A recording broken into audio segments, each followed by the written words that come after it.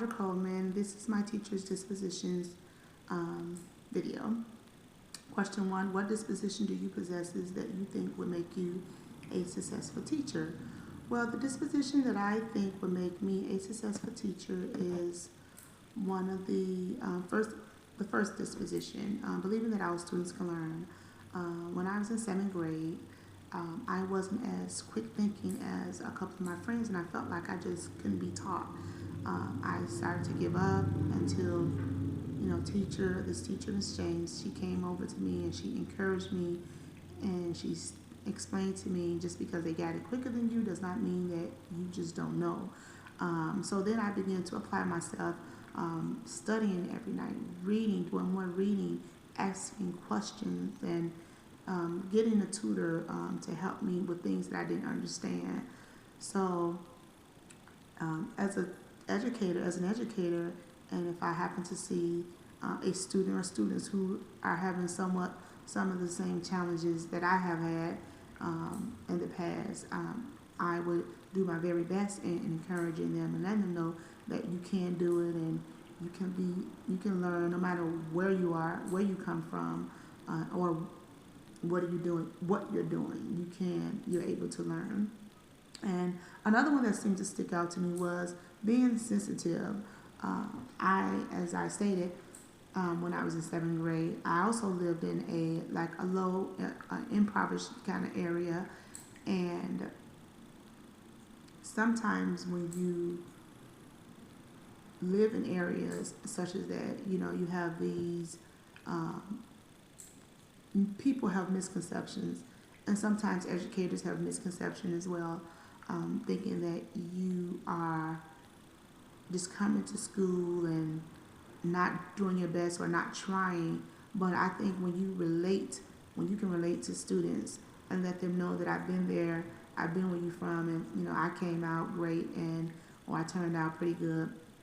And when you have that personal relationship and relating to the same issues and struggles that they may have, I think students are more prone to listen and know that they can make it once you give them your stories and be honest about it.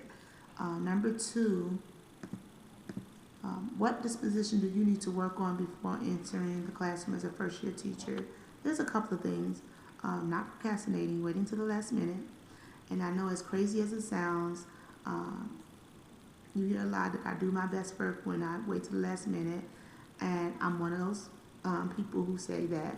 But waiting to the last minute also comes with stress, and I don't want to be stressed in my first year teaching with students who I want to soak up as much information from me, giving them knowledge for education as possible. So that's something that I need to work on as a teacher. And one is not being afraid to ask questions, or not being afraid to let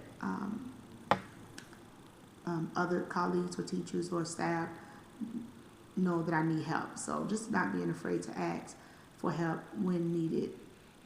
And one other thing that I need to work on is not being just so comfortable in a comfort zone. I enjoy science and history. So if I can't teach science or history, and they may need me to teach math, hopefully I won't feel like, oh my God, can't do it. And just being able to just come outside of that comfort zone and do math, whether I want to do it or not, just try something different. Just get out of my comfort zone. Number 3, what does a professional educator look like and how they behave? A professional educator does not look like a student. And what I mean by that, coming to work in a baseball cap, sweatpants, sweatshirts, and sneakers. A professional educator looks very sharp, casual wear, very professional. My school currently where I work at, we as teacher assistants and the entire staff, we are not allowed to wear jeans and gym shoes every day. Like, there's certain days that we can wear, which is dress down day, or when we're having some type of assembly, we're not allowed, but the principals give us the okay that we can dress very comfortable. But for the most part, we have to dress in casual wear, slacks, a blouse, a very nice and clean cut, pretty much. what standards guides their thinking and action. We need to be held accountable. As educators, we need to be held accountable because students, they look at us, whether we believe it or not. They watch our every move. So if we possess being very professional, they will respect that. Yeah, and that's it. Thanks.